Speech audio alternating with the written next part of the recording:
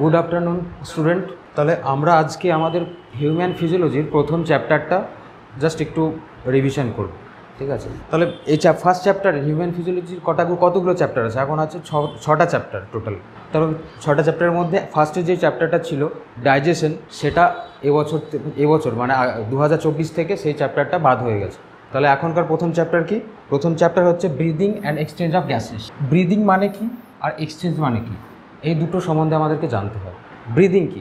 এই যে আমরা রোজ খাই, গ্লুকোজ খাই, প্রোটিন খাই, ফ্যাট খাই। তাহলে এই যে গ্লুকোজ, প্রোটিন, ফ্যাট এগুলোকে কী করি? আমরা ডাইজেস্ট করি। ডাইজেস্ট করার জন্য কী লাগে? অক্সিজেন লাগে। এবার অক্সিজেনটা আমরা পাই কোথায় থেকে? অক্সিজেন পাই কোথায় থেকে? এনভায়রনমেন্ট থেকে আমরা অক্সিজেন পাই। তাহলে এই এনভায়রনমেন্টের অক্সিজেনটা আমাদের কোন দিক দিয়ে বডিতে যায়? বডিতে যায় কি? নস্ট্রেল দিয়ে। এই যে এনভায়রনমেন্টের অক্সিজেনটা আমাদের বডিতে ঢুকছে, দিয়ে বডিতে ঢোকার পর কী হয়? বডিতে সেল আছে। সেলের মধ্যে কী হয়? মেটাবলিজম হয়। এখান থেকে অক্সিজেনটা আসে, মেটাবলিজম হয়, দিয়ে এনার্জি পাই, এটিপি। তারপরে কি হয়? এটার পরে তৈরি হয় কি? প্রডিউস হয় CO2 প্রডিউস হয়। তাহলে আমরা নিলাম অক্সিজেন, প্রডিউস হলো CO2। তাহলে এই যে অক্সিজেন নিচ্ছি আর CO2 প্রডিউস হচ্ছে, অক্সিজেনটা নিচ্ছি আর CO2টা তাহলে বের করতে হবে। তো তাহলে এই যে অক্সিজেনটা আমাদের বডিতে ঢুকছে এবং CO2টা বাইরে বেরোচ্ছে, এই প্রসেসটার নামই হচ্ছে ব্রিদিং। এই প্রসেসটার নাম হচ্ছে ব্রিদিং। তাহলে ব্রিদিং সম্বন্ধে পড়বো। ব্রিদিংয়ের ডেফিনেশনটা দেখে নিই। The process of exchange of O2 atmosphere with the produce of cell is breathing. Okay, oxygen, এনভায়রনমেন্টের সাথে অক্সিজেনের সাথে কার্বন ডাইঅক্সাইড যে এক্সচেঞ্জ প্রসেস, সেটাই হচ্ছে ব্রিদিং। তাহলে এক্সচেঞ্জটা কি? এক্সচেঞ্জটা আমরা পরে পড়বো। তার ব্রিদিংটা একটু দেখে নিই আরেকটু। চ্যাপ্টারের নাম যেহেতু হিউম্যান, আমরা এখন কি পড়ছি? Human physiology. তাহলে এখন আমরা যেগুলো এর পর থেকে জানবো সবগুলো হিউম্যান সম্বন্ধে জানবো। একটা হচ্ছে হিউম্যান রেসপিরেটরি সিস্টেম। এতক্ষণ কি জানলাম? ব্রিদিং প্রসেসটা কি? ব্রিদিং প্রসেসটা হচ্ছে জাস্ট সিম্পল, বডিতে অক্সিজেন ঢুকছে এবং CO2 বের হচ্ছে, এই প্রসেসটা হচ্ছে ব্রিদিং। এবার এই প্রসেসটা হিউম্যান কি করে করে? আমাদের বডি অক্সিজেন কি করে ঢুকছে? একটা রুট দিয়ে। অক্সিজেনটা ডাইরেক্ট লাংসে যাচ্ছে। তাহলে কি করে ঢুকছে? ফার্স্টে এক্সটার্নাল নস্ট্রিল আছে আমাদের, তারপর ন্যাসাল প্যাসেজ আছে, ন্যাসাল চেম্বার আছে, তারপরে ফ্যারিংস আছে, ল্যারিংস আছে, ট্র্যাকিয়া আছে, তারপর লাংসে। ডিরেক্ট কিন্তু বাতাস থেকে অক্সিজেন আমাদের লাংসে চলে যাচ্ছে না। তাহলে এই যে রুট আছে একটা, রুটটা কি? রুটটা হচ্ছে ফার্স্টে আছে এক্সটার্নাল নস্ট্রিল হচ্ছে কি? বাইরের এই দুটো হচ্ছে এক্সটার্নাল নস্ট্রিল। তাহলে বাইরে এক্সটার্নাল নস্ট্রিল, তারপর কি? ভেতরে। তারপর কি কোন প্রসেস আসছে আমাদের? এক্সটার্নাল নস্ট্রিল পর ন্যাসাল প্যাসেজ। তাহলে এক্সটার্নাল নস্ট্রিল হলো, তারপর ন্যাসাল প্যাসেজ। যদি আমি একটা ইমেজ ড্র করি,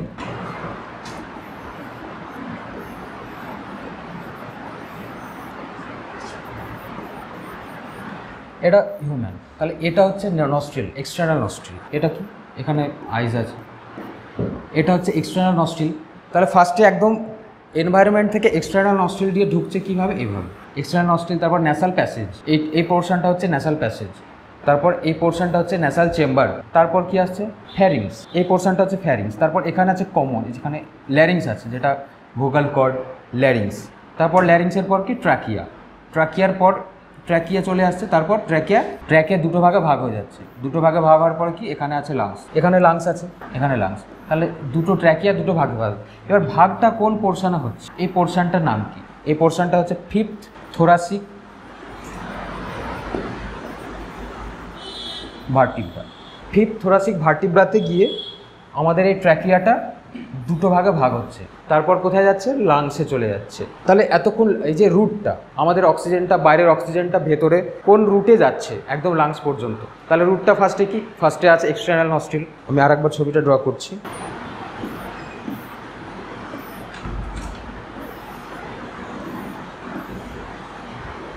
তাহলে এই পোর্শনটা হচ্ছে এক্সটার্নাল নস্ট্রিল, একদম বাইরের এই পোর্শনটা হচ্ছে এক্সটার্নাল নস্ট্রিল। তারপর ন্যাসাল প্যাসেজ, ন্যাসাল চেম্বার, ফ্যারিংস, তারপর এখানে আছে ল্যারিংস থেকে এই পোর্শনটা হচ্ছে ট্র্যাকিয়া। ফিফথ থোরাসিক ভার্টিব্রাতে গিয়ে দুটো ভাগে ভাগ হচ্ছে। দুটো ভাগে ভাগ হওয়ার পরে দুটো লাংসে চলে যাচ্ছে। তারপর কি হচ্ছে? এখানে ব্রঙ্কিওল, ব্রঙ্কাই, তারপর টার্মিনাল ব্রঙ্কিওল দিয়ে অ্যালভিওলাই। এই যে এই পোর্শনে একদম অ্যালভিওলাই গিয়ে শেষ হচ্ছে। তাহলে আমরা রুটটা এখানে দেখব কি? ফার্স্টে আছে এক্সটার্নাল নস্ট্রিল আছে, তারপর আছে ন্যাসাল প্যাসেজ আছে, ন্যাসাল চেম্বার, ফ্যারিংসের পর কি? সাউন্ড বক্সটা হচ্ছে ল্যারিংস আছে।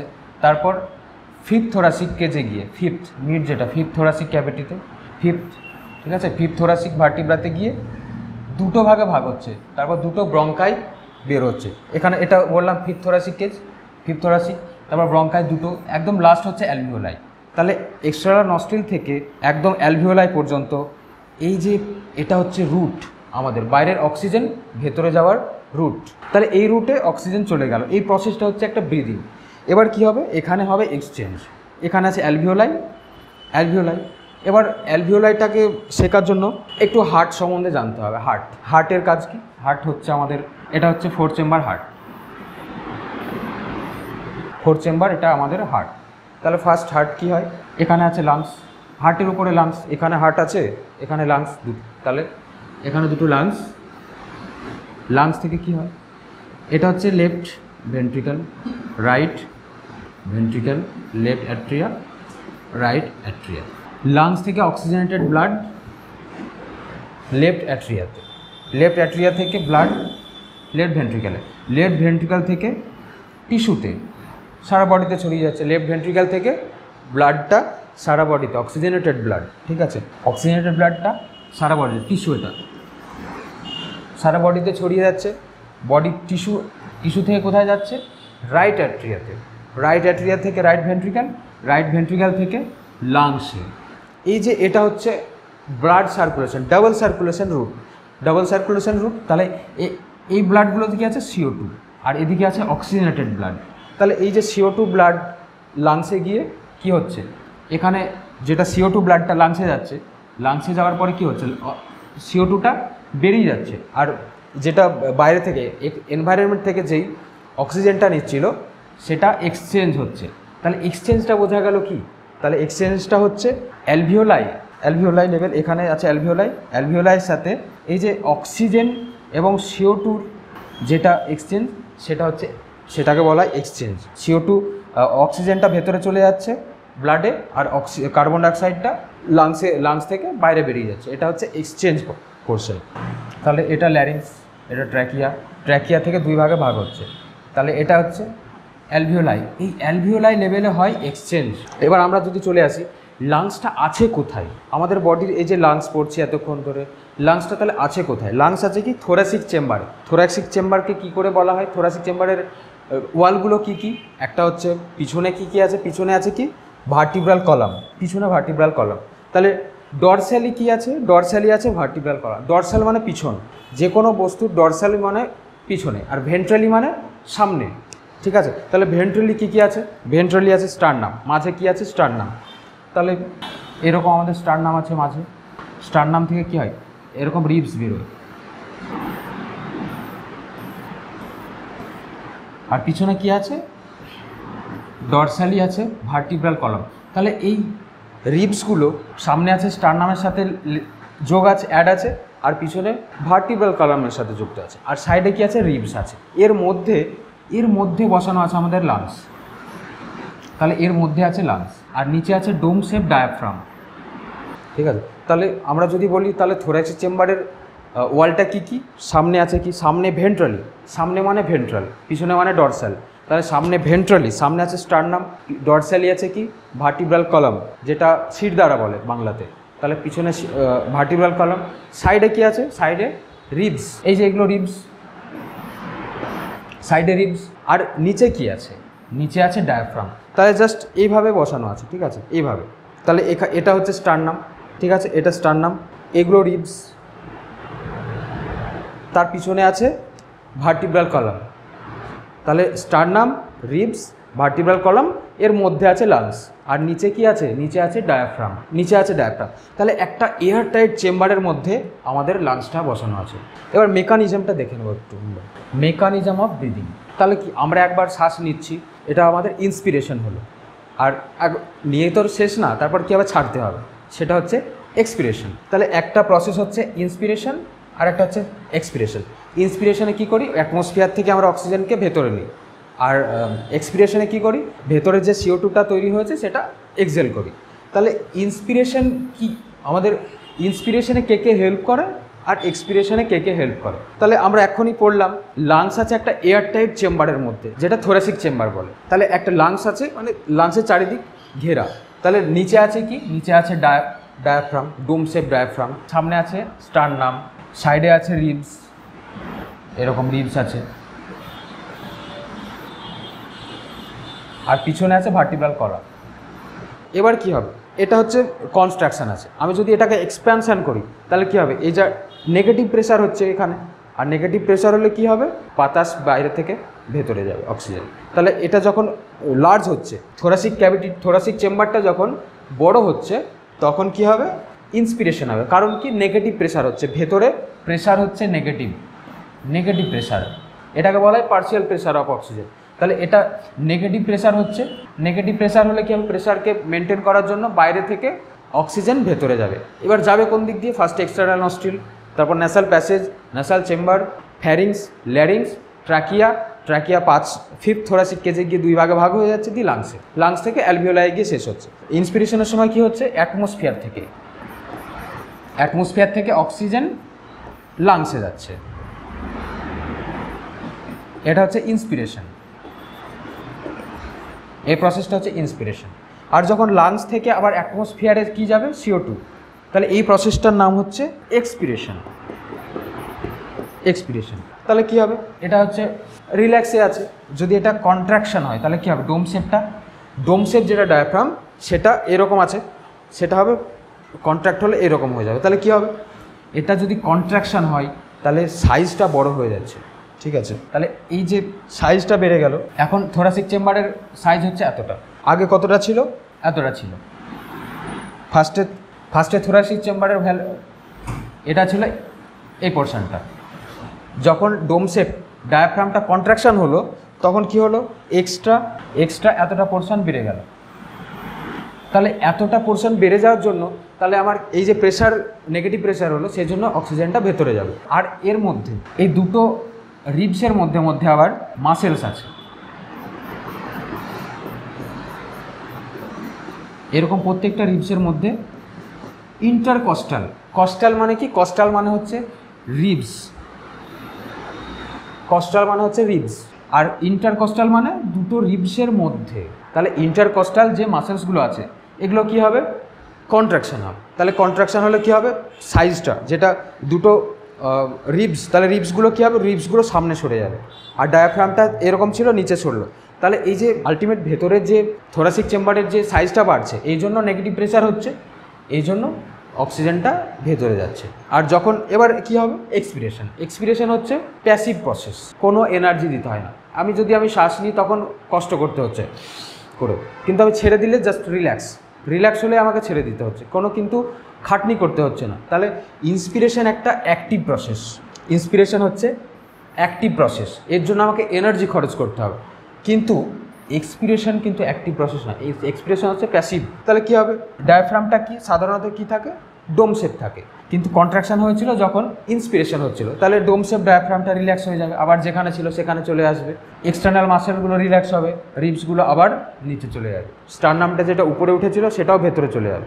তাহলে এই যে আলটিমেটলি ভেতরে থোরাসিক ক্যাভিটির সাইজটা, ভলিউমটা কমে যাচ্ছে, এই জন্য তাহলে কী হবে, ভেতরে যে CO2টা সেটা প্রেস হয়ে যাচ্ছে, দিয়ে বাইরে বেরিয়ে যাচ্ছে। তাহলে এই প্রসেসটা হচ্ছে এক্সপিরেশন, ঠিক আছে।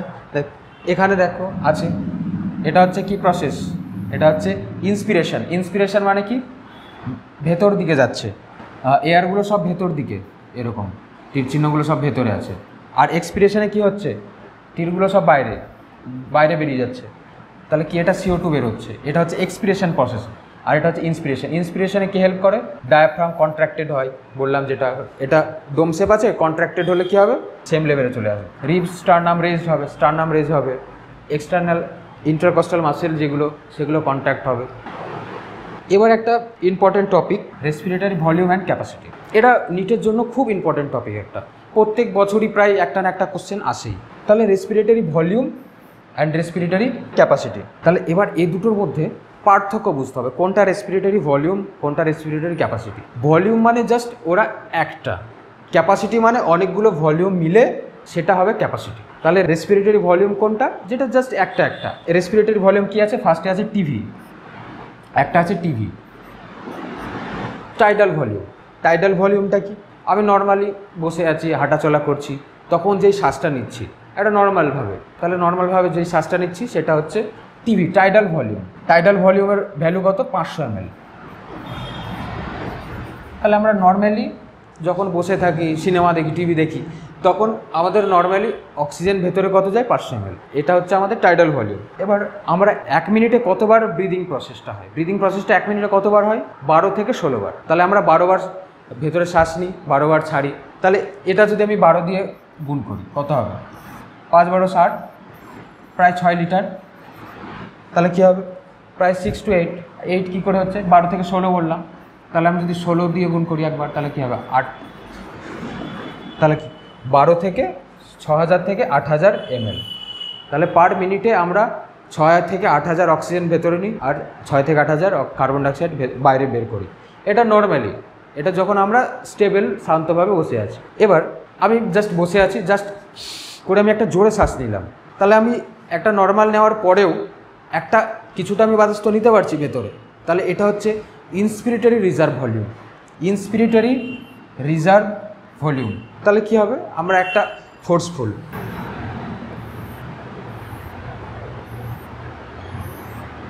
আমরা এটা নর্মাল আমাদের এয়ার চলছে, টাইডাল ভলিউম। তাহলে এটা কি? টিভি। এটা আমাদের টিভি, টাইডাল ভলিউম।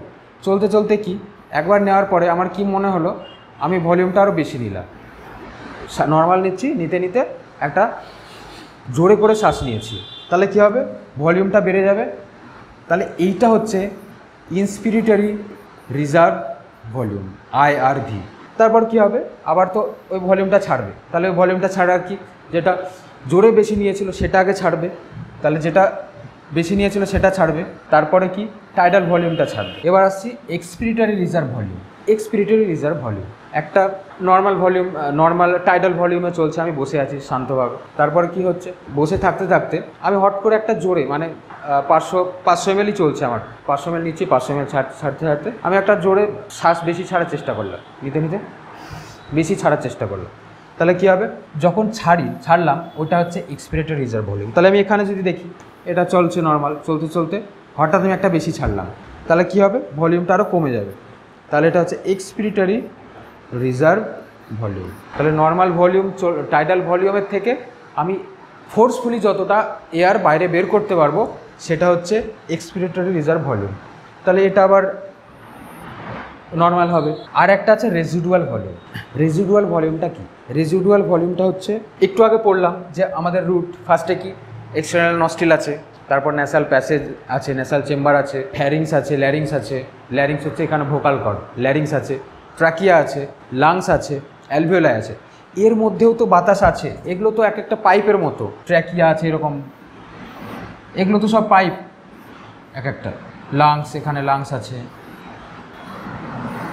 তাহলে এর ভিতরে সব সময় একটা বাতাস যদি না থাকে তাহলে কি হবে? একটা বেলুনের মধ্যে যদি বাতাস না থাকে তাহলে কী হবে? বেলুনটা চুপসে যাবে। তাহলে আমার সব সময়ের জন্য লাংস, পাইপ এগুলোর মধ্যে তো কিছু একটা বাতাস রাখতে হবে। এর ভিতরে একটা বাতাস না রাখলে কী হবে? লাংসটা চুপসে যাবে, কোলাপস হয়ে যাবে লাংস। তাহলে এই যে কোলাপস যেন না হয় এই জন্য সব সময় যে একটা ভলিউম এয়ার থাকে সেটাকে বলছে রেজিডুয়াল ভলিউম। রেজিডুয়াল মানে সব সময়ের জন্য, ওটা বাইরে বের করা মুশকিল, ঠিক আছে? আর বাইরে বের করলে কী হবে? লাংস কোলাপস হয়ে যাবে, তাহলে সে আর বাঁচবে না। তাহলে একটা হচ্ছে টাইডাল ভলিউম, যেটা আমাদের নর্মালভাবে চলছে, আর নর্মাল শ্বাস চলছে, বসে আছি, টিভি দেখছি, খেলছি, সব এগুলো হচ্ছে 500 ml করে যাচ্ছে বারবার। তাহলে এটা আমাদের টাইডাল ভলিউম। এবার টাইডাল ভলিউম হতে হতে হতে ফোর্সফুলি আমি একটা শ্বাস নিলাম জোরে, ফোর্সফুলি যদি শ্বাস নিই তাহলে সেটা কি হবে? ইন্সপিরেটরি রিজার্ভ ভলিউম। এবার নর্মাল চলতে চলতে আমি ফোর্সফুলি আর একটা শ্বাস ছাড়লাম জোরে, তাহলে কী হবে? সেটা এক্সপিরেটরি রিজার্ভ ভলিউম। এবার যেটা অলরেডি সবসময় এই লাংসের ভেতরে এক্সটার্নাল নস্ট্রিল আছে এখানে, ঠিক আছে, এখানে একদম এই যে এর ভেতরে যে এয়ারটা সবসময়ের জন্য থাকছে সেটা হচ্ছে রেজিডুয়াল ভলিউম। এবার এই ভলিউমগুলোর ভ্যালুগুলো একটু মুখস্থ রাখতে হবে। একটা হচ্ছে 500 ml, ঠিক আছে? তাহলে টিভি হচ্ছে 500 ml, IRV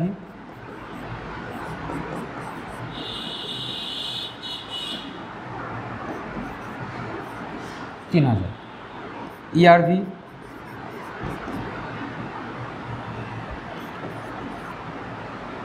1000 to 1100, R residual volume হচ্ছে 1100 থেকে 1200 ml।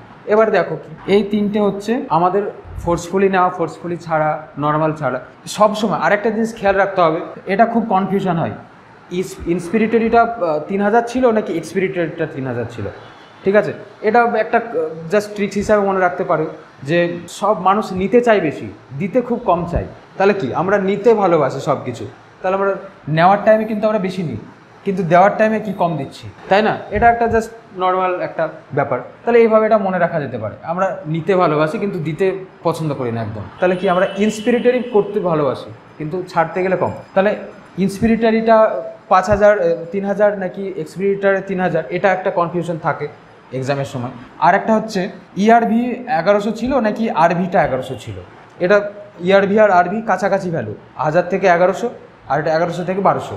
ঠিক আছে, তাহলে এই তিনটে কম্পোনেন্ট দেখো 500 সব 500 দিয়ে গুণ করলে পাওয়া যাবে, এটা 500 ইন্টু 5, তাহলে এটা পাওয়া যাবে 500 ইন্টু 200। কিন্তু 500কে 500কে গুণ করে কি 1100 পাওয়া যাবে? কোনোভাবে পাওয়া যাবে না।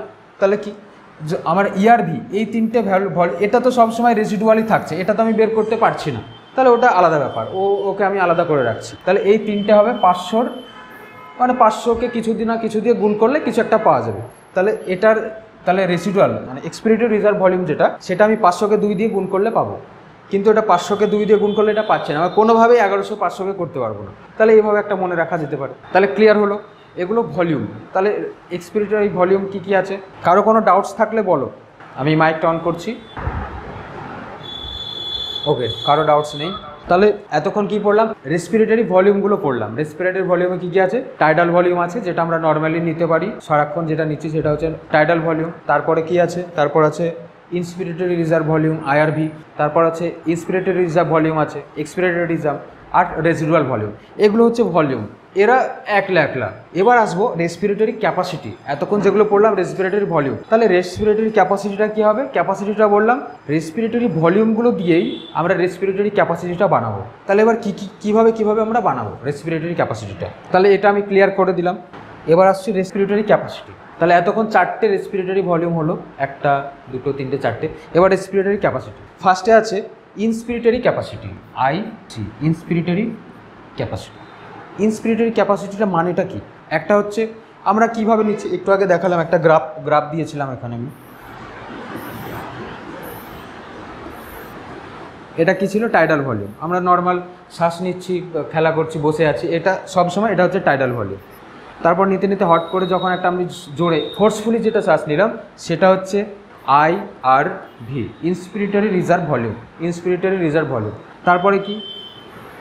এরকম নিতে নিতে আমি একটা ফোর্সফুলি ছাড়লাম, তাহলে নিতে নিতে জোরে একটা ছাড়লাম, তাহলে এটা একটা হচ্ছে এক্সপিরেটরি রিজার্ভ ভলিউম। আর একটা আছে রেজিডুয়াল ভলিউম, যেটা এই যে বললাম আমাদের এটা তো ফাঁপা পাইপের মতো, তাহলে ওই লাংসের মধ্যে, বেলুনের মধ্যে যদি বাতাস না থাকে কী হবে? বেলুনটা চুপসে যাবে। সেরকম লাংসের মধ্যে যদি বাতাস অলরেডি না থাকে সবসময়, তাহলে ওটা কোলাপস হবে, তাহলে ওই জন্য একটা ভলিউম আছে। এবার ইন্সপিরেটরি ক্যাপাসিটি কীভাবে বানাবো? একটা হচ্ছে আমরা কতটা বাতাস ভেতরে নিতে পারি, একটা হচ্ছে নর্মাল ভলিউম নিচ্ছি, যেটা একটা নর্মাল চলছে, একটা হচ্ছে টাইডাল ভলিউম নিতে পারছি। টাইডাল ভলিউমটা নেওয়ার পরে ফোর্সফুলি আমি একটা বাতাস নিলাম, কী হবে? অক্সিজেন নিলাম, তাহলে কী হবে? একটা নিলাম, তারপরে করে একটা জোরে নিলাম, তাহলে আমি টোটাল কতটা নিতে পারছি? একটা হচ্ছে টিভিটা নিতে পারলাম টাইডাল ভলিউম, তার সাথে আইআরভি, তাহলে একটা টিভি নিলাম, তারপরে আইআরভি নিলাম, তাহলে আমি টোটাল এতটাই নিতে পারছি। তাহলে এটা হচ্ছে ইন্সপিরেটরি ক্যাপাসিটি, আমি কতটা ইন্সপিরেশন করতে পারছি। একটা হচ্ছে টিভিটা ইন্সপিরেশন করছি, তার সাথে আইআরভিটা ইন্সপিরেশন করছি ফোর্সফুলি। এবার আমি এক্সপিরেশন কতটা করতে পারবো, আমার কতটা ক্যাপাসিটি এক্সপিরেশন করার, কতটা ক্যাপাসিটি এক্সপিরেশন। তাহলে কি? তাহলে এই দুটোর কম্পোনেন্ট যোগ করলে কী হবে? আইসি, ইন্সপিরেটরি ক্যাপাসিটি। আইআরভি প্লাস টিভি অ্যাড করলে হবে ইন্সপিরেটরি ক্যাপাসিটি। আর টিভি আর ইআরভির যদি আমি অ্যাড করি, তাহলে এই দুটো অ্যাড করলে কি হবে? এই দুটো অ্যাড করলে কি হবে? Expiratory capacity. ঠিক আছে, এক্সপিরেটরি ক্যাপাসিটি ইসি। আইসি এটা হলো, আইসি হচ্ছে আইআরভি প্লাস টিভি, তাহলে ইসি কী হবে? Expiratory capacity TV plus ERV, তাহলে এক্সপিরেটরি ক্যাপাসিটি কী হবে? TV plus ERV. তারপরে কি আছে?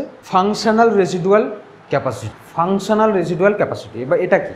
একটা আছে রেজিডুয়াল ভলিউম ছিল আগে, তখন ছিল রেজিডুয়াল ভলিউম, আর একটা আছে ফাংশনাল রেজিডুয়াল ক্যাপাসিটি। ফাংশনাল রেজিডুয়াল ক্যাপাসিটি, তাহলে এটা আমরা যখন নর্মালি নিচ্ছি, সব সময় যখন নর্মালি নিচ্ছি কি হচ্ছে, আমরা কি আরবিটা কি কখনো বের করছি? আরবিটা কখনোই বের করছি না। রেজিডুয়াল ভলিউম যেটা লাংসের মধ্যে অলরেডি সবসময় যেটা রাখতে হয় আমাদেরকে, না তো কী হবে, লাংস চুপসে যাবে। তাহলে আরবিটা আমি কখনোই বের করছি না। আর কি, আমি কি সব সময় ফোর্সফুলি বাতাসটা বের করছি? আমি সব সময় বের করছি না, আমি যখন চেষ্টা করছি তখন বের করছি, কিন্তু সবসময় টাইডাল ভলিউমটা টিভিটা বের করছি, জাস্ট এই পোর্শনটা, কিন্তু আমি এই পোর্শনটা সবসময় বার করছি না বাইরে। তাহলে ফাংশনাল রেজিডুয়াল ভলিউম কোনটা? ফাংশনালি সবসময় রেজিডুয়ালি কোনটা থাকছে? ফাংশনালি রেজিডুয়াল ভলিউম, যেটা অলরেডি রেজিডুয়াল ভলিউম নামেই রেজিডুয়াল ভলিউম আছে আমার, ওটা সবসময় থাকছে। প্লাস যেটা আমি জোর করে বের করার চেষ্টা করছিলাম সেটা কিন্তু আমি সবসময় বের করছি না, তাহলে সেটা আমার হচ্ছে ফাংশনাল রেজিডুয়াল ভলিউম। তাহলে ফাংশনাল রেজিডুয়াল ভলিউমটা কী হবে? F R C. একটা আছে রেজিডুয়াল ভলিউম যেটা আমি কখনোই বের করছি না, আর যেটা এক্সপিরেটরি রিজার্ভ ভলিউম যেটা আমার জোর করে বের করতে পারি, সেটা আমি সবসময় বের করছি না। তাহলে এই দুটো ভলিউম সবসময় আমার বডিতে থাকছে, তাহলে এটা হচ্ছে ফাংশনাল রেজিডুয়াল ভলিউম। ফাংশনালি এই দুটো রেজিডিউ থাকছে, ভেতরে থাকছে। আমি চেষ্টা করলে এটা বের করতে পারবো, এই পোর্শনটা বের করতে পারবো ফোর্সফুলি, কিন্তু রেজিডুয়ালটা কখনোই সম্ভব না। আর আছে একটা ভাইটাল ক্যাপাসিটি, ঠিক আছে? ভাইটাল ক্যাপাসিটিটা কি? ভাইটাল ক্যাপাসিটিটা হচ্ছে আমি ফোর্সফুলি সব ছেড়ে দিলাম, রেজিডুয়াল ভলিউম আমার ভেতরে আছে, তাহলে আমি এবার নিতে শুরু করছি, আমি সব মানে একদম এই পোর্শনে আছি, আমি এই পোর্শনে আছি। এবার এখান থেকে কি করতে পারি? একটা আমি ফোর্সফুলি যেটা ছেড়েছি, তাহলে এটা নিতে পারি, তারপর টিভি নিতে পারি, তারপরে আমি জোর করে আবার নিতে পারি, তাহলে আমি টোটাল এতটা নিতে পারি, এতটা। তাহলে এটা হচ্ছে আমার ভাইটাল ক্যাপাসিটি। ভাইটাল ক্যাপাসিটি কি? আমি ফোর্সফুলি বাতাস আমি ছেড়ে দিয়েছি একদম, তাহলে কি হবে? যেটা ফোর্সফুলি ছেড়েছি ফার্স্টে সেটা নেব, তারপর নর্মাল যেটা টাইডাল ভলিউম সেটা নেব, তারপর জোর করে আবার নিতে পারবো আমি আরেকটা, ফোর্সফুলি আবার আরেকটা নিতে পারবো। তাহলে এই যে টোটাল এতটা নিতে পারছি, তাহলে এটা হচ্ছে আমার ভাইটাল ক্যাপাসিটি। ভাইটাল ক্যাপাসিটিতে কী কী আছে? ভাইটাল ক্যাপাসিটি টিভি আছে যেটা আমি নর্মালি নিয়ে থাকি, আছে কি? আর ইআরভি আছে, আর আই আর ভি। তাহলে এই তিনটে মিলে ভাইটাল ক্যাপাসিটি। আর একটা আছে টোটাল লাং ক্যাপাসিটি, এটা খুব সহজ। টোটাল লাং ক্যাপাসিটি মানে সব কিছু টোটাল। টোটাল লাং ক্যাপাসিটিতে কী কী হবে? টিএলসিতে কী কী আছে আমাদের লাং ক্যাপাসিটি? ফার্স্টে আছে টাইডাল ভলিউম, আইআরভি, ইআরভি, আর আছে কি? আরভি। তাহলে ওই ফার্স্টে যে চারটে পড়েছিলাম, tidal volume, inspiratory reserve volume, expiratory reserve volume আর রেজিডুয়াল ভলিউম, এই চারটের যোগফল হচ্ছে টোটাল লাং ক্যাপাসিটি, ঠিক আছে? তাহলে এই মেজর একটা পোর্শন, তাহলে বোঝা গেল। কারোর কোনো ডাউটস? যদি কারোর কোনো ডাউটস থাকে, ঠিক আছে, কারো ডাউটস নেই, তাহলে এটা আমি আরেকবার জাস্ট গো থ্রো করে দিচ্ছি। কী কী পড়লাম? রেসপিরেটরি ভলিউম আর রেসপিরেটরি ক্যাপাসিটি। রেসপিরেটরি ভলিউম মানে হচ্ছে ওরা নিজেরাই স্বাধীন। একটা আছে টাইডাল ভলিউম যেটা আমি নর্মালি নিচ্ছি, সেটা হচ্ছে টাইডাল ভলিউম। যেটা আমি ফোর্সফুলি নিচ্ছি, একটা টাইডাল ভলিউম নেওয়ার পরে ফোর্সফুলি যেটা নিচ্ছি সেটা হচ্ছে আইআরভি। টাইডাল ভলিউম নিতে নিতে আমি একটা ফোর্সফুলি যেটা ছাড়ছি সেটা হচ্ছে ইআরভি, এক্সপিরেটরি রিজার্ভ ভলিউম। আর একটা হচ্ছে রেসিডুয়াল ভলিউম যেটা আমার সব সময় লাংসের মধ্যে, ট্র্যাকিয়ার মধ্যে, ন্যাসাল প্যাসেজ, এগুলো তো সব ভাপা পাইপের মতো একটা, তাহলে এর মধ্যে যেটা থাকছে সেটা হচ্ছে রেসিডুয়াল ভলিউম। আর ক্যাপাসিটিগুলো কী কী? ইন্সপিরেটরি ক্যাপাসিটি আছে, ইন্সপিরেটরি ক্যাপাসিটি কী আছে? TV plus IRV. Expiratory capacity হচ্ছে টিভি প্লাস ইআরভি, আর ফাংশনাল রেসিডুয়াল হচ্ছে ERV plus RV. Vital capacity হচ্ছে টোটাল যে তিনটে ছিল আগের, রেসিডুয়াল ভলিউম বাদ দিয়ে বাকি তিনটে, টিভি প্লাস ইআরভি প্লাস আইআরভি। আর একটা হচ্ছে টোটাল ল্যাঙ্গুয়েজ, টোটাল মানে চারটের যোগফল। আর এবার আরেকটা খুব ভালো একটা নিটার একটা কোশ্চেন হয়, আমরা এই যে ভলিউমগুলো কী দিয়ে মাপি? কোন মেশিন, কোন যন্ত্রটার নাম? যন্ত্রটার নাম হচ্ছে স্পাইরোমিটার, ঠিক আছে? যন্ত্রটার নাম হচ্ছে স্পাইরোমিটার। তাহলে স্পাইরোমিটার দিয়ে কী মাপি? যেটা আমরা বাতাসটা যেটা বাইরে বের হয় সেটা মাপতে পারি। তাহলে এবার এখানে আসে কোশ্চেনটা কী হয়, এর মধ্যে কোন ভলিউমটা আমরা স্পাইরোমিটার দিয়ে মাপতে পারি না, ঠিক আছে? তাহলে কোন কোশ্চেন হয়? কোশ্চেনটা হয় which of the following volume আর capacity not measure by spirometer, এরকম কোশ্চেন যদি হয় তাহলে কী হবে? স্পাইরোমিটার লাংস যেটা আমার বাইরে বের করবে একমাত্র সেটাই স্পাইরোমিটার মাপতে পারে। তাহলে আমার লাংস বাইরে বের করতে পারে না, কোনটা বাইরে বের করতে পারে? না রেসিডুয়াল ভলিউম যেটা লাংসের মধ্যে যেটা সব সময়ের জন্য থাকে। তাহলে রেসিডুয়াল ভলিউমের সাথে যেগুলো জড়িত সেগুলো একটাও মাপতে পারবে না। একটা হচ্ছে রেসিডুয়াল ভলিউম মাপতে পারবে না। তারপর এখানে পড়লাম ফাংশনাল রেসিডুয়াল ভলিউমে আরভি আছে, তাহলে এটা মাপতে পারবে না। টোটাল লাং ক্যাপাসিটিতে কী আছে, আরভি আছে, তাহলে এই তিনটে মাপতে পারবে না। Total lung capacity, functional residual volume, আর রেসিডুয়াল ভলিউম তো নিজেই মাপতে পারবে না, ও তো বেরোয় না। কিন্তু ভাইটাল ক্যাপাসিটি মাপতে পারে, এখানে কিন্তু নেই, আরভিটা নেই, রেসিডুয়াল ভলিউম নেই। তাহলে আমাদের এই তিনটে স্পাইরোমিটার দিয়ে মাপা যায় না। একটা হচ্ছে ফাংশনাল রেসিডুয়াল ভলিউম আর টোটাল লাং ক্যাপাসিটি, এই তিনটে স্পাইরোমিটার দিয়ে মাপা যায় না। ঠিক আছে, এবার লাস্ট একটা টপিক আমি দেখিয়ে দিচ্ছি, লাস্ট একটা টপিক লাস্টের। এখানে তারপরে এক্সচেঞ্জ অফ গ্যাসেস পড়তে হয়, এটা অনেকটা বড় কনসেপ্ট, এটা এখন হবে না। আমি জাস্ট একটা ডিসঅর্ডারগুলো একবার দেখিয়ে দিচ্ছি। এটা একটা আছে রাইট শিফট, লেফট শিফট। এটা যদি রাইটে শিফট হয় কী হবে, এটা যদি লেফট শিফটে হয় কী হবে, এগুলো নেক্সট ক্লাসে বলে দেবো। ঠিক আছে, রাইট শিফট হলে কী হয়, CO2 বেশি অ্যাড যদি হয়, CO2 কনসেন্ট্রেশন যদি বেশি থাকে, তাহলে রাইট শিফট হবে। এটা মনে রাখতে হবে, রাইট শিফট মানে খারাপ, লেফট শিফট মানে ভালো। তাহলে যেগুলো হয় সেগুলো আমি জাস্ট ডিসঅর্ডারগুলো একবার বলে দিচ্ছি। একটা আছে অ্যাজমা, এমফাইসেমা আর অকুপেশনাল, তিনটে ডিসঅর্ডার আছে। একটা হচ্ছে অ্যাজমা আর একটা হচ্ছে এমফাইসেমা। অ্যাজমা আর এমফাইসেমার মধ্যে পার্থক্য বুঝতে হবে, অ্যাজমাটা কি, এমফাইসেমাটা কি।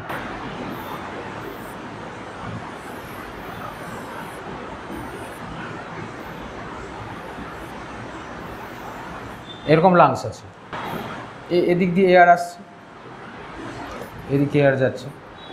এবার অ্যাজমাটা কোথায় হয়, অ্যাজমাটা হয় এই লেভেলে, ব্রঙ্কিওল, ব্রঙ্কাই, এই লেভেলের অ্যাজমাটা হয়। আর এমফাইসেমা কোথায় হয়, ভেতরে। এর ভেতরে কি আছে, এর ভেতরে আবার অ্যালভিওলাই আছে এরকম। ঠিক আছে, এর ভেতরে অ্যালভিওলাই, তাহলে অ্যালভিওলাই লেভেলে হয় এমফাইসেমা। আর অ্যাস্থমা হয় ব্রঙ্কাই, ব্রঙ্কিওল লেভেলে। ঠিক আছে, এবার অ্যাজমাটা কেন হয়, এমফাইসেমা কেন হয়, অ্যাজমা হয়, এগুলো তো একটা পাইপ। এবার অ্যাজমা হচ্ছে হাইপার সেন্সিটিভিটি একটা রিয়াকশান। ঠিক আছে, হাইপার সেন্সিটিভিটি।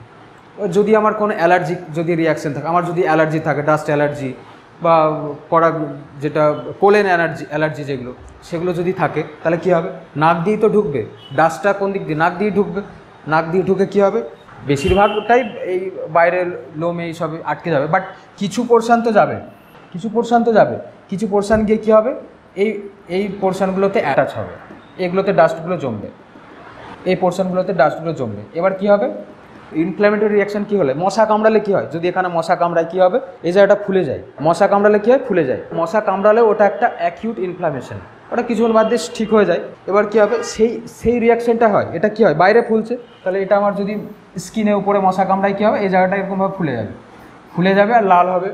এটা কী কী রিয়াকশান আছে, ক্যালোর, ডলোর, রিওয়ার, লাল হবে, গরম হয়ে যাবে আর ফুলে যাবে, এই তিনটে রিয়াকশান হয়। তাহলে কী হবে, এর ভিতরেও যখন ইনফ্ল্যামেটরি রিয়াকশান হবে তখন এটাও ফুলে যাবে। যদি ফুলে যায়, একটা পাইপ আছে, পাইপটার ভেতরটা যদি ফুলে যায়, এটা তো বাইরে ফুলতে পারছে না, পাইপটার ভেতরটা যদি ফুলে যায় কী হবে, পাইপটা সরু হয়ে যাবে, ছোটো হয়ে যাবে। তাহলে পাইপটা যখন সরু হয়ে যাবে, বাতাসটা তো যেতে পারবে না, বাতাসটা যেতে গেলে কী হবে, আওয়াজ হবে, হুইজিংস আওয়াজ হবে, সাই সাউন্ড যেটা বলে, যেটা রোগীরা এসে বলবে গলার কাছে আমার সাই আওয়াজ হচ্ছে স্টেথো দিয়ে দেখলে, তাহলে কী হবে, হুইজিং সাউন্ড হবে। যদি ও শ্বাস নেয় একদম সাই করে একটা আওয়াজ হবে। তাহলে অ্যাসমা কী হচ্ছে, অ্যাসমা হচ্ছে একটা অ্যাকিউট ইনফ্ল্যামেটরি রিয়াকশান। ঠিক আছে, ইনফ্ল্যামেশনের জন্য হয়, হুইজিং সাউন্ড পাবো, আর ডিফিকাল্টি হবে, ব্রিদিং ডিফিকাল্টি, মানে শ্বাস নিতে, পাইপটা যদি ছোটো হয়ে যায় এটা, তাহলে কী হবে, এই পোর্শান দিয়ে যদি আমি অক্সিজেন দিতে কষ্ট হবে। তাহলে এটা ট্রিটমেন্ট কী আছে, ট্রিটমেন্ট আছে ইনহেলার, ট্রিটমেন্ট লাগে না যদিও। ইনহেলারের কাজ কি, এই ইনফ্ল্যামেটরি রিয়াকশানটাকে কমিয়ে দেওয়া, তাহলে পাইপটা ক্লিয়ার হয়ে গেল, তাহলে আবার অক্সিজেন যেটা ছিল সেটা আবার ঠিকঠাক যাবে। তাহলে ইনহেলার নেওয়ার সঙ্গে সঙ্গে এটা ঠিক হয়ে যায়। তাহলে এটা হচ্ছে অ্যাকিউট ইনফ্ল্যামেটরি রিয়াকশান। এবার হচ্ছে এমফাইসেমাটা হচ্ছে ক্রনিক, এটা হচ্ছে অ্যালার্জিক কারণে, আর এটা কিন্তু সিগারেট স্মোকিংয়ের জন্য হবে। একটা হচ্ছে অ্যাকিউট আর একটা হচ্ছে ক্রনিক মানে অনেক দিন, আর অ্যাকিউট মানে ইনফ্ল্যামেটরি, যেমন মশা কামড়ালে বললাম, মশা কামড়ালে সঙ্গে সঙ্গে ফুলে যায়, তাহলে এটা হচ্ছে অ্যাকিউট। আর ক্রনিক মানে কি, ক্রনিক মানে অনেক দিন ধরে যদি আমি কিছু একটা সিগারেট স্মোকিং করছি, সিগারেট স্মোকিং করার পরের দিনই তো আর এমফাইসেমা হয় না, তাহলে অনেক দিন করার পরে এমফাইসেমা হবে। এমফাইসেমা হলে কী হবে, এমফাইসেমাটা কী বললাম, অ্যালভিওলাই লেভেলে, আর অ্যাসমাটা কী হবে, এই লেভেলে, লাংসের বাইরে, ব্রঙ্কাই ব্রঙ্কিওল লেভেলে, এখানে লেখাই আছে ব্রঙ্কাই ব্রঙ্কিওল লেভেলে। আর এমফাইসেমাটা হবে অ্যালভিওলাই লেভেলে। তাহলে এমফাইসেমাটা অ্যালভিওলাই লেভেলে হবে, damage due to respiratory surface depress. তাহলে কী হবে, এর ভিতরে সিগারেটের স্মোকিং যেগুলো ধোঁয়াগুলো আসবে এর ভেতরে। তারপর কি হবে, এখানে যে এপিথেলিয়াম সেলগুলো আছে সেগুলো আস্তে আস্তে নষ্ট হবে। নষ্ট হলে কি হবে, এর ভিতরে ফ্লুইড জমবে। অ্যালভিওলাই কি আছে, অ্যালভিওলাইটা হচ্ছে এরকম দেখতে অনেকটা, ঠিক আছে। এটা হচ্ছে সেল, এগুলো অ্যালভিওলাই সেল, ঠিক আছে। এখানে অ্যালভিওলাই ছবি আছে, এটা হচ্ছে অ্যালভিওলাই, ঠিক আছে। এটা হচ্ছে অ্যালভিওলাই। তাহলে এর ভেতরে CO2 সিগারেট স্মোকিংয়ের যেগুলো ঢুকছে, তাহলে কী হবে, এই যে এই সেলগুলো আস্তে আস্তে ড্যামেজ হবে। এই সেলগুলো ড্যামেজ হলে কী হবে, ফ্লুইড চলে আসবে ভেতরে। ফ্লুইড এসে কী হবে, ফ্লুইড দিয়ে ফিল্ড হয়ে যাবে। ফ্লুইড ফিল্ড হয়ে কী হবে, অক্সিজেন এসে তো কাজ হবে না কোনো। অক্সিজেনের কাজ কি, অক্সিজেন এসে এখানে এক্সচেঞ্জ হবে, এখানে ব্লাডের সাথে অক্সিজেনটা ব্লাডে দেবে আর CO2টা নিয়ে নেবে। তাহলে এখানে যদি ফ্লুইড জমে যায় তাহলে কি করে হবে, তাহলে এটা হবে না। আস্তে আস্তে তখন কী হবে, তখন এই এমফাইসেমাটা হবে। তাহলে এমফাইসেমা ক্রনিক ডিসঅর্ডার, অ্যালভিওলার অলে হবে, ড্যামেজ হবে, আর রেসপিরেটরি সারফেস হবে। সিগারেট স্মোকিংয়ের জন্য হয়। তাহলে এই এমফাইসেমার এই কটা পয়েন্ট ইম্পর্টেন্ট। অ্যাসমাতে কী পয়েন্ট বললাম, এটা অ্যাকিউট ইনফ্ল্যামেটরি রিয়াকশন, উইজিং সাউন্ড হবে, আর এটা ব্রঙ্কাই আর ব্রঙ্কিয়াল লেভেল হবে। অ্যাসমা থেকে এই চারটে ইম্পর্টেন্ট। এটা আর একটা হচ্ছে অকুপেশনাল ডিসঅর্ডার, মানে কি, যারা কেউ যদি তুলো কারখানায় কাজ করে, সবসময় তো তুলোর নাকে ঢুকবে। কেউ যদি সিমেন্ট কারখানায় কাজ করে, যতই মাস্ক পড়ুক কিছু তো না কিছু তো যাবে। তাহলে আর কেউ যদি সিলিকোসিস, অ্যাসবেস্টোসিস এগুলোতে কাজ করে, তাহলে কেউ অ্যাসবেস্ট ঢুকবে। তাহলে এগুলো হচ্ছে অকুপেশনাল। তাহলে কী হবে, অ্যাসবেস্টোসিস হবে যারা অ্যাসবেস্ট কারখানায় করবে, যারা সিলিকাতে কাজ করবে তারা সিলিকোসিস হবে। তাহলে এগুলোই জাস্ট, ঠিক আছে। আজকের মতো এই পর্যন্ত এইটুকুই। নেক্সট ক্লাসে দেখা হচ্ছে আবার।